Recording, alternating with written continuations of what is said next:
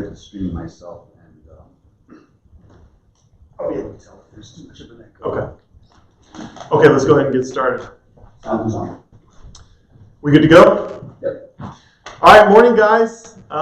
This is definitely the smallest group of people I've ever preached to, so we got a couple here in the room. But my name's Willie O'Quinn. Good to be here with everybody, even if it's over live stream. And for the next couple weeks, you can call me Willie Graham. But guys, I know this is crazy times for a lot of us. Most of you guys are aware, but we've suspended congregational gatherings for the next few weeks. And even because of this, KU is closed. So we're not going to be having our joint service on March 29th. And we'll continue to send out information as necessary. So just be on the lookout for that. I do want to encourage us, while we have less interaction, let's still make sure, guys, we're still Christians. So let's still make sure that we are engaging with one another in the healthiest way possible. Let's make sure we're staying connected to God through the Word, through prayer, and finding ways to connect with one another. And I also want to urge us just to be prepared for how God's going to be working during this time. We know that God works in awesome ways, especially during times like this. Times like this are often when God's people can shine the brightest. So let's be looking for ways to be a light in our neighbors, in our neighborhoods, and let's be ready to kind of bring in the harvest. I think times like this are really going to draw people closer to God. And so as all this stuff gets resolved, let's be ready to go and able to bring in the harvest for people that are out there looking for God. So I do want to remind us, do what you can to take communion in your homes.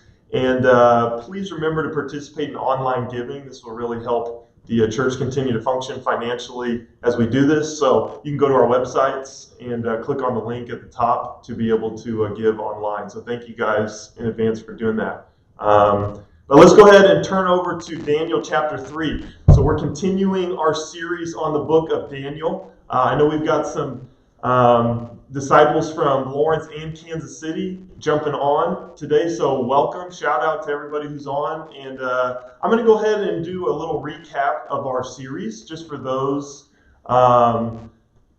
that haven't been here in Lawrence. So so let's go ahead and dive into Daniel a little bit. Okay, so just to recap, after the glory days of Israel during David and Solomon, the kingdom was divided into the north and southern kingdoms. And so because of their continued disobedience, after continual patient warning from God, God kind of pulls the protection from his people, and they have to learn the hard way. And so the northern kingdom is destroyed by Assyria fairly quickly, and then sometime later, Babylon conquers Assyria, and then Babylon comes in and takes control of the southern kingdom of Judah in about 605 BC.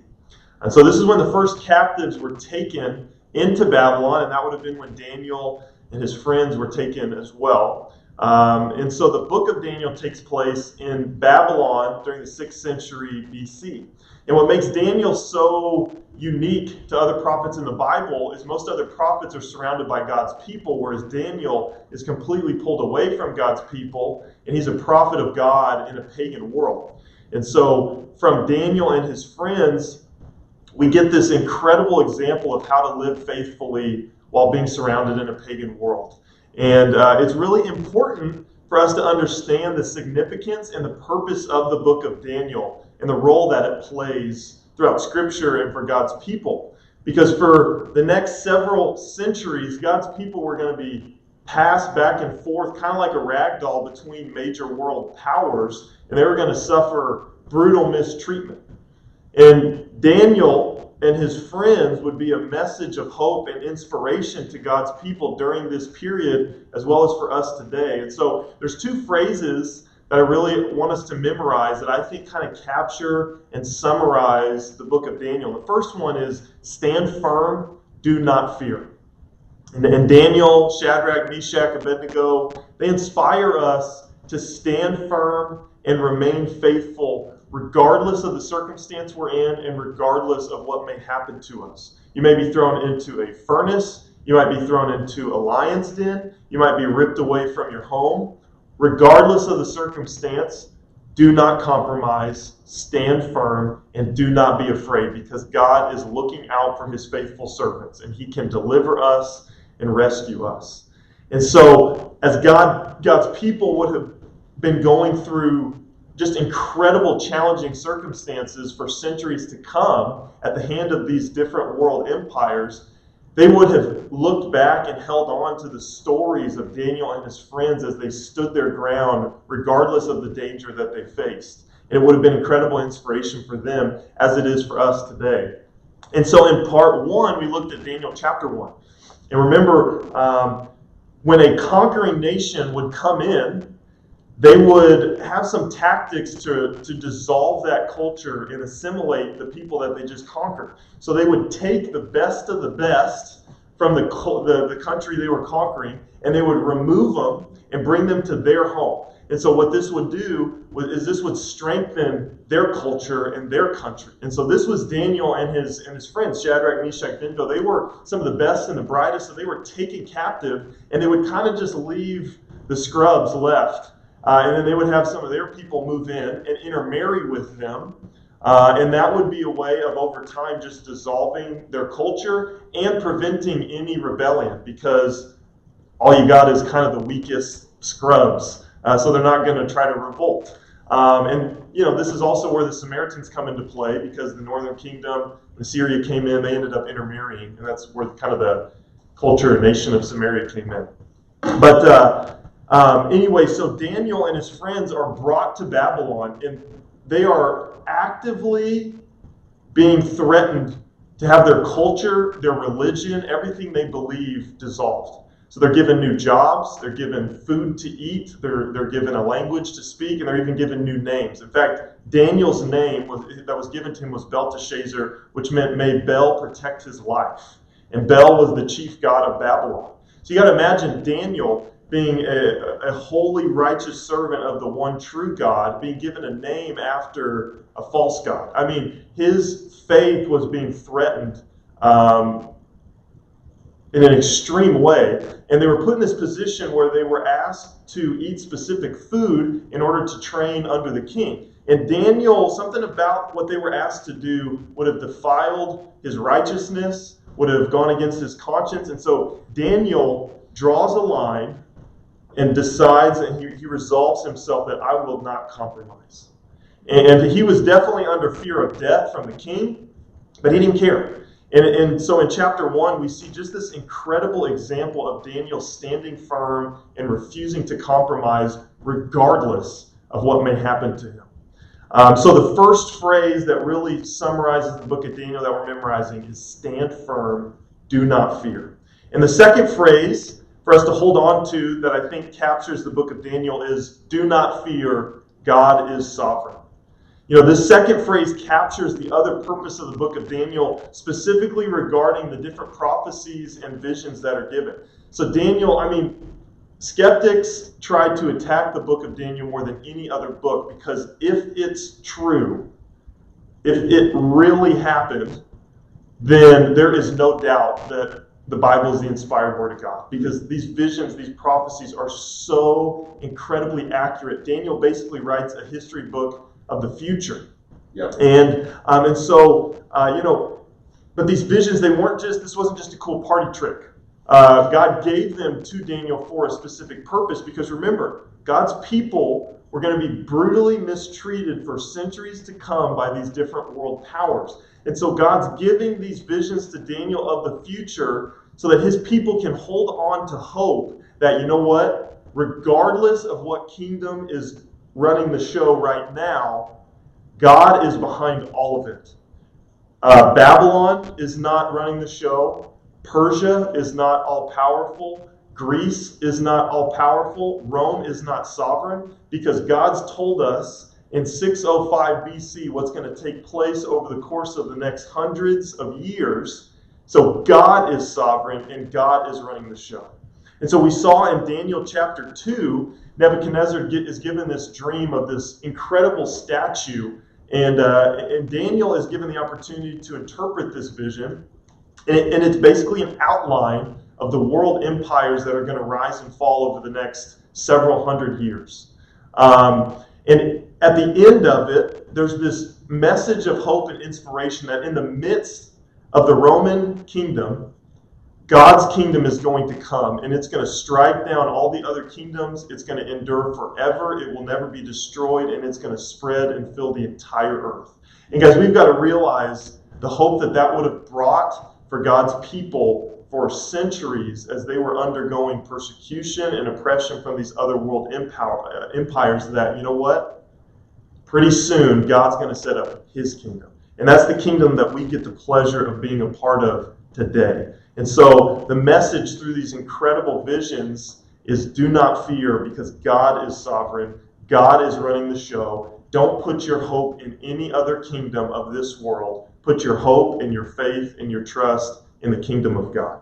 And so today, you can go ahead and turn over to Daniel chapter 3 if you're not already there. We're going to look at another story that really challenges and inspires us to stand firm in our faith and do not compromise regardless of the potential consequences. So we're going to be looking at a really, really famous story, but the title of my lesson today is Out of the Fire. Okay, so let's go ahead and jump into Daniel chapter 3. Let's start in verse 1. I'm going to go ahead and say a prayer for us. God, good morning. Definitely interesting times, but God, we know that you're sovereign and we have nothing to fear. We know that you rule the nations and you're running the show. I pray that this morning, God, that you would open our hearts to your word. I'm so grateful for Daniel, for Shadrach, Meshach, Abednego, God, their incredible faith. And I pray that this morning we would be challenged and inspired to stand firm, to not compromise, and to not be afraid of any potential consequences, but to trust you and know that you're sovereign. God, we love you so much, so grateful for you. And in Jesus' name I pray. Okay, so let's start in Daniel chapter 3, verse 1. It says, King Nebuchadnezzar made an image of gold, 60 cubits high and 6 cubits wide.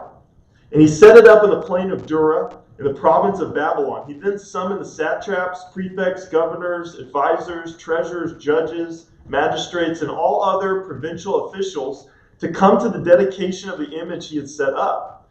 So the satraps, prefects, governors, advisors, treasurers, judges, magistrates, and all other provincial officials assembled for the dedication of the image that King Nebuchadnezzar had set up, and they stood before it. Then the herald loudly proclaimed, nations and people of every language, this is what you are commanded to do. As soon as you hear the sound of the horn, flute, zither, lyre, harp, pipe, and all kinds of music, you must fall down and worship the image of gold that King Nebuchadnezzar has set up. Whoever does not fall down and worship will immediately be thrown into a blazing furnace. So Nebuchadnezzar builds this 90-foot tall golden image. Okay, he gathers a collection of officials and people from different nations around the world. He sets it up in this gigantic open plain, so there's plenty of room for people to come in and worship this image that's been made. Now, it's an interesting timing, right? Because Nebuchadnezzar just had a dream about a giant statue, and Babylon was the head of gold, but all of the other parts of the statue were silver and bronze and iron, representing other world empires that would come after Babylon. So it does kind of make you wonder the timing of this. Maybe Nebuchadnezzar setting up this statue out of insecurity or to spite the reality that he just learned in this dream that Babylon was going to come to an end at some point. We don't know, but it is interesting timing. But most of us know what happens, right? Shadrach, Meshach, Abednego, they had been promoted to extremely high positions. So they were some of these officials that were called to bow down to this statue. And so they're forced to bow down, but they decide to take a stance that we are not going to bow down to any other God but the one true God. So inspiring.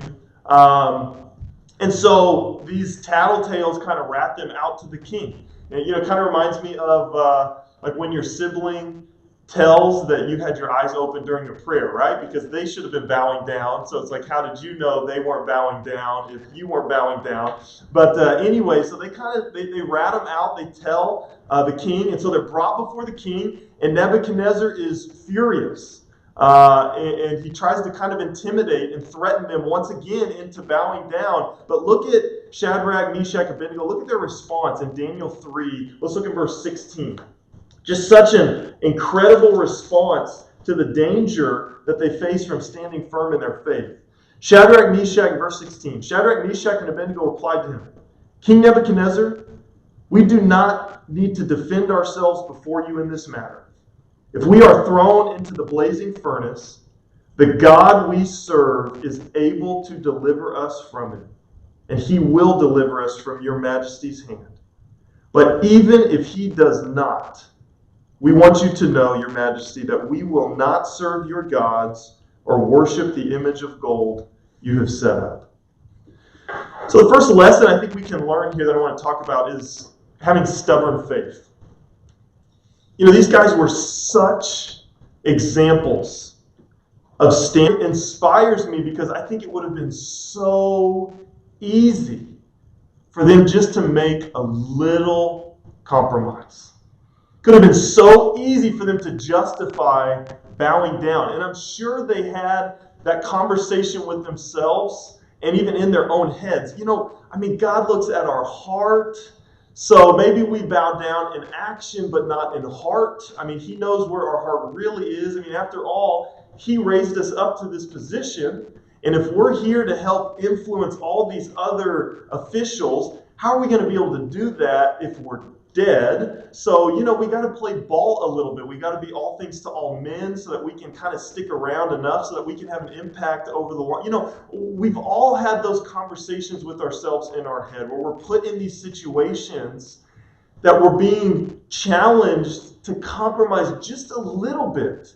And it can be so easy to justify or rationalize in our head because God looks at our heart, not our action. So even if I'm compromising in action, that's not really where my heart is at. God knows that he's really, you know, Jesus is Lord of my life. God knows that.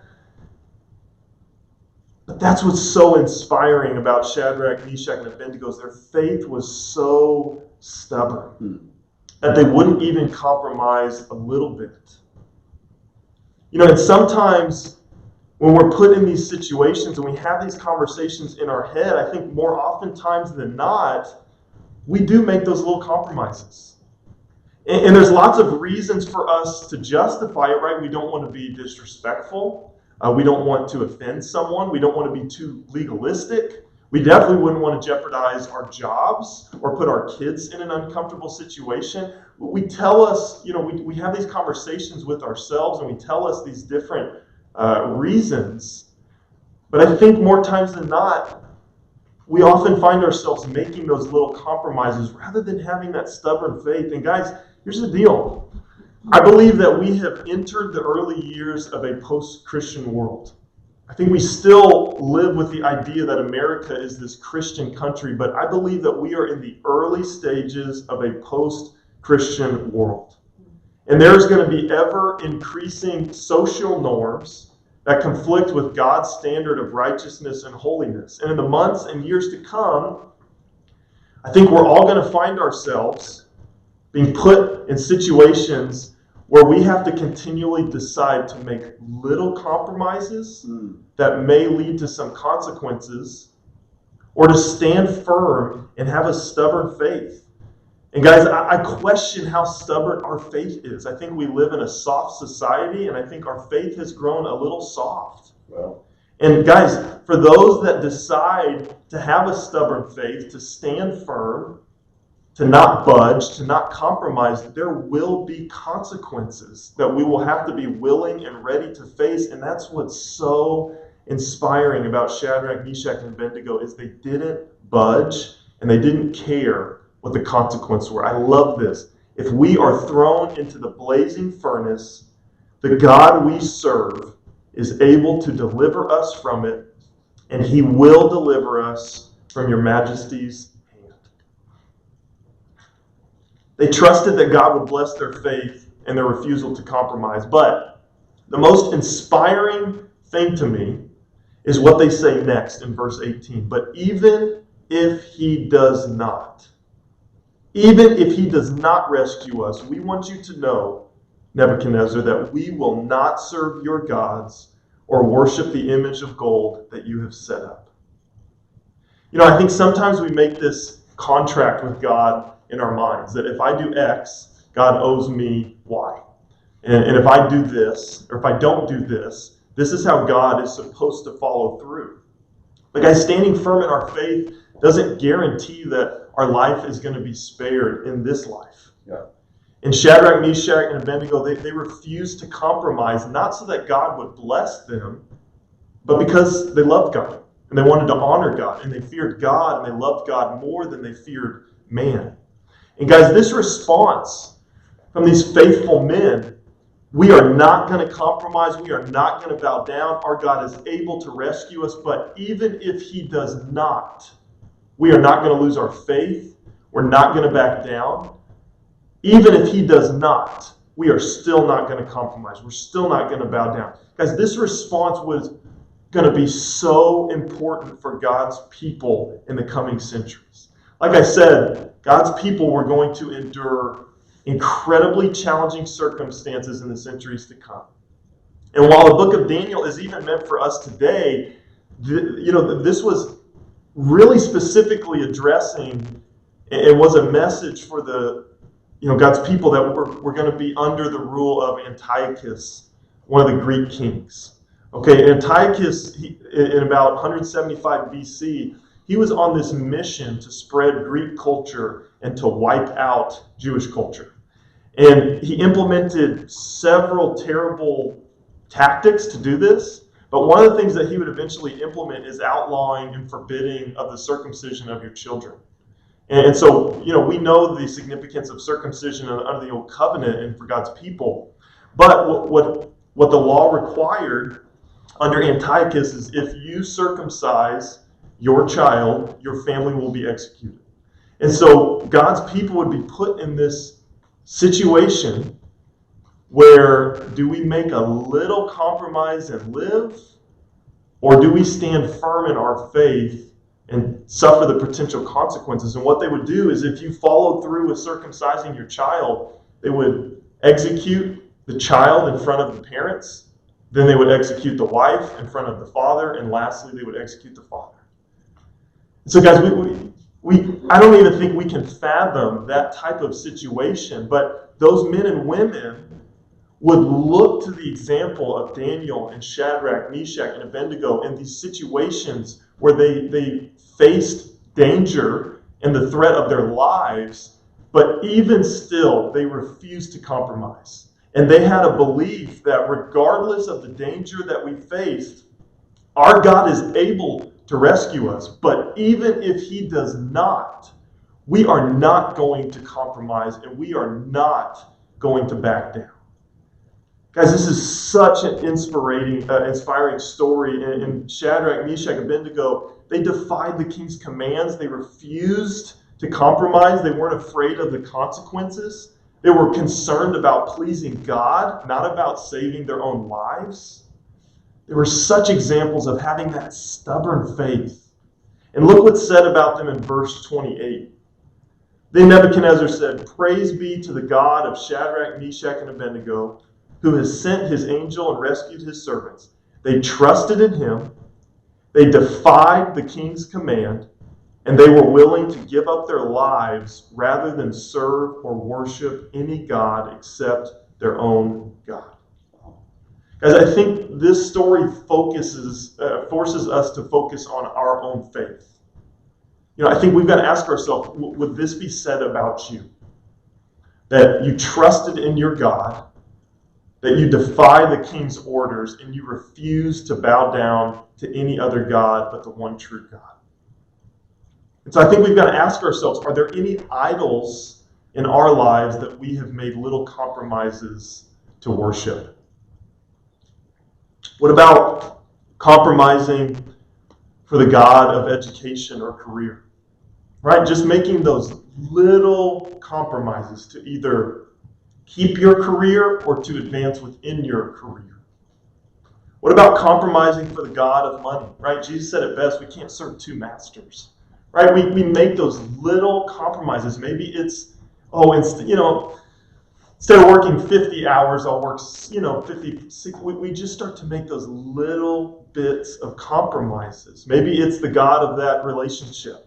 I can't tell you how many people I know that have drifted away from God because of little compromises they made to pursue a relationship with a guy or a girl? What about the God of family? All right, we can make those little compromises along the way just to stay at peace within our families. What about the God of your children's sports or extracurricular activities? Those little compromises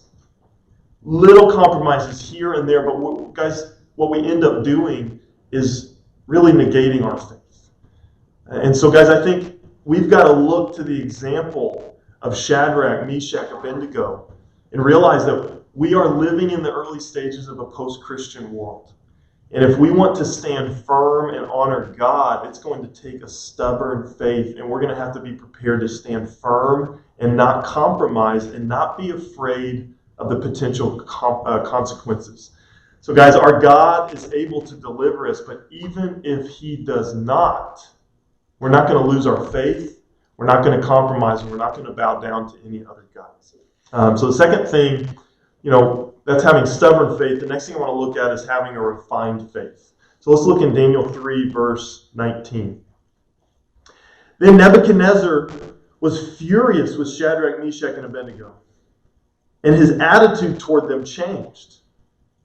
He ordered the furnace heated 7 times hotter than usual and commanded some of the strongest soldiers in his army to tie up Shadrach, Meshach, and Abednego and throw them into the blazing furnace. So these men, wearing their robes, trousers, turbans, other clothes, were bound and thrown into the blazing furnace. The king's command was so urgent that the furnace was so hot that the flames of the fire killed the soldiers who took up Shadrach, Meshach, and Abednego. And these 3 men, firmly tied, fell into the blazing furnace. Then King Nebuchadnezzar leaped to his feet in amazement and asked his advisors, "Weren't there 3 men that were tied up and thrown into the fire?" They replied, "Certainly, Your Majesty." He said, "Look, I see 4 men walking around in the fire, unbound and unharmed, and the 4th looks like the son of the gods." Nebuchadnezzar then approached the opening of the blazing furnace and shouted, "Shadrach, Meshach, Abednego, servants of the Most High God, come out here." So Shadrach, Meshach, Abednego came out of the fire, and the satraps, prefects, governors, royal advisors crowded around them. They saw that the fire had not harmed their bodies, nor was a hair of their heads singed. Their robes were not scorched, and there was no smell of fire on them. Man, I wonder what was going through their heads as they were bound hand and foot and being carried into that furnace. I bet just one little apology would have put all this to rest. They would have been spared. But they didn't. And so into the furnace they went, and it's here in the fiery furnace that we learn an incredibly important spiritual lesson, and that is that our faith is refined in the flames of the fiery furnace. Guys, what we notice here is that God did not extinguish the flames. God did not prevent them from entering the flames. But God stood with them and protected them while they were in the flames. And I think more often than not, our prayer is for God to spare us from the fires of the furnace. But guys, the fiery furnace is where our faith is proven genuine. 1 Peter 1, verse 6 is the New Living Translation. It says, "Be truly glad. There is wonderful joy ahead, even though you must endure many trials for a little while. These trials will show that your faith is genuine. It's being tested, just as fire tests and purifies gold, though your faith is far more precious than mere gold. So when your faith remains strong through the many trials, it will bring you much praise and glory and honor on the day when Jesus Christ is revealed to the whole world." I think when we become Christians, we tell ourselves this story that things should be easier. And we hear that, things aren't going to be easier. Yeah, this is going to be the hardest decision you're ever going to make. Yeah, Jesus is Lord. We get baptized. But then we find ourselves being thrown into the furnace, and we conclude that either something is going wrong, or I'm doing something wrong, or someone is doing something wrong to me, or God is wrong. When the reality is the flames of the furnace, those should be an indicator to us, not that something is going terribly wrong, but that our faith is being tested and refined. Wow. We admire and are inspired by heroes in the faith like Shadrach, Meshach, and Abednego, but we lose sight that the Shadrachs, the Meshachs, the Abednegos, the Daniels, they don't exist without the fiery furnaces. And so, guys, rather than resenting the flames, we've got to train ourselves to embrace and endure the flames. And when we find ourselves in the middle of a furnace, it shouldn't set off an alarm of panic, but it rather should be an indicator to us that our faith is being given an opportunity to be refined and tested. It's been given an opportunity to be proven genuine. When I read this story, I'm reminded of a story that's close to home here in Kansas. So in 1917, Glenn and Floyd Cunningham, they were 7 and 13 years old. And they arrived at school, at the schoolhouse, and they would get there early before everybody else. You see, their role at school was to get there early and to start the fire to heat up the building. So in February 1917 in Kansas, we know what that's like. They show up to the schoolhouse and it's freezing. You know, you can see your breath inside. And so Floyd, he was over at the stove. He was adding lumps of coal on top of the wood. And Glenn, you know, he walks over to help him. And so while he's helping, they reached up, they grabbed the can of accelerant, they pour it on top to start the fire, but someone had mistakenly put gasoline inside instead of kerosene. So when they lit the furnace, the whole place exploded. And so a little while later, the teacher and the students arrived, but the school was completely up in flames, and Floyd and Glenn were inside. So eventually, when they were pulled out, Floyd had died and Glenn was severely burned. And later in life, Glenn recalled overhearing the doctors telling his mom that he was not going to survive. And he said hearing this motivated him not to quit. But he had been burned so badly that even if he lived, he would be completely crippled and disfigured in a lot of ways. But Glenn refused to die, is how he puts it. And they got to the point where, we think he's going to live, but we're going to need to amputate his legs. And he was so adamant that they would not amputate his legs that eventually his mom did not let the doctors amputate. And okay, fine, but he's going to live the life as a cripple with these burnt legs. But Glenn, as he grew older, he became determined to walk, even though he was told he was never going to walk again. And so every day he'd massage and work at his legs, even though there's no feeling it. And when his mom would leave the house, he would throw himself on the floor every day and just crawl around until he could feel something in his legs, until he could try to pull himself up. And he would throw himself down. He would drag himself outside up to the fence so he could pull himself up, and he would walk along the fence. And it said that there was a path of dirt that had run, believing that he could walk. Until one day he did walk. And over time, he began to walk to school, and he began to even run to school. And he enjoyed his legs so much that he began running. He was a multiple Olympic medalist, and in 1934, he set the world record with a 4-minute and 6-second mile. And it was later on in his life that Glenn wrote, "If it wasn't for the fire, I would have never run the 4-minute mile." This has been a genuine faith that has stood the test of time and the test of the fiery furnaces. In chapter 4, in 1 Peter, he goes on to say, "Dear brothers and sisters, don't be surprised at the fiery ordeal that has come on you to test you as though something strange were happening to you." Guys, for those that choose to stand firm, we will face the fiery furnaces. But when those flames come, we've got to train ourselves not to resent the flames, not to run from the flames, but we've got to realize that God oftentimes doesn't extinguish the flames. He doesn't spare us from the flames, but He's standing there with us in the fires of the furnace, and He's training us He's testing our faith. He's growing us, and he's given us an opportunity to prove that our faith is genuine. And just like Shadrach, Meshach, and Abednego, who refused to compromise and who stood firm in the furnace, their faith was in ourselves to embrace the fires of the furnace, to embrace the flames, and to realize when we're in the flames, not that something is going wrong, just like Peter said, guys, don't be surprised when these fiery ordeals come as if something strange was happening to you. I think when we become Christians early on, everything's great, and the first time we go through some major challenge, our faith gets thrown into a frenzy. And we can question our faith, and we question God, and we can question, it's so much. Don't be surprised as if something strange were happening. These have come to test us, to test our faith, so that we can grow, so that we can be strengthened, so that we can be refined, and so we can show that our faith is genuine.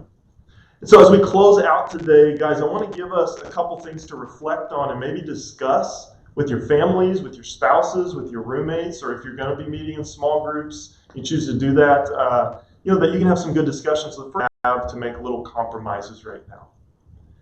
Whether it's at school, whether it's with your kids' extracurriculars, or something within your kids' programs, at your kids' school, at work, at your job, in your households, whatever.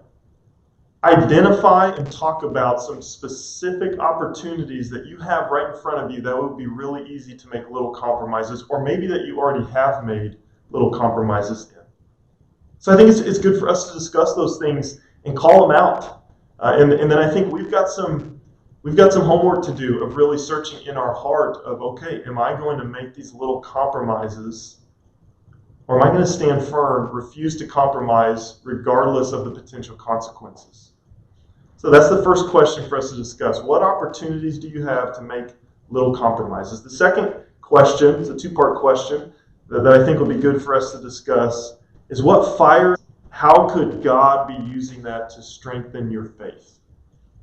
So I think it's good for us to identify, those sources of anxiety or challenge. What are the fiery furnaces that are testing your faith right now? And then to just think through, how could God be using those fiery furnaces to strengthen your faith?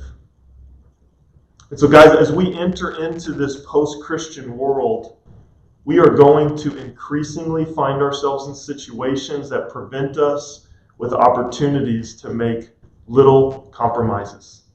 Our faith will be tested, and we've got to look back to the Shadrachs, Meshachs, Abednegos to find inspiration and to decide to follow their example, that no matter what the consequences are, we are not going to compromise and we will not bow down. We trust that our God is able to deliver us, and even if he does not, we're going to be stubborn in our faith. We're going to allow our faith to be refined, and we are not going to back down, and we are not going to compromise no matter what happens to us. And so I'd like to close with a passage in Isaiah chapter 43. Isaiah chapter 43, verse 1 and 2. Before I close with that, just a couple reminders. It's been great connecting with you guys today. For every service that we don't meet as a congregation, we're going to be doing this at 10:30 in the morning, live stream. You can find our website. Next week, we're going to continue our series on Daniel. We'll be looking at Daniel chapter 4 and 5. And please remember to do whatever you can to take communion and also to give online. Once again, you can find that link on our website at the top. But to close out, let's read Isaiah 43, starting in verse 1. But now this is what the Lord says. He who created you, Jacob, he who formed you, Israel, do not fear, for I have redeemed you. I have summoned you by name. You are mine. When you pass through the waters, I will be with you. When you pass through the rivers, they will not sweep you over. And when you walk through the fire, you will not be burned. The flames will not set you ablaze. Not resent the flames, but to allow our faith to be refined through the flames. Just like our brothers and our heroes in the faith, Daniel, Shadrach, Meshach, Abednego. I love you guys. Let's go ahead and say a prayer, and we'll be done.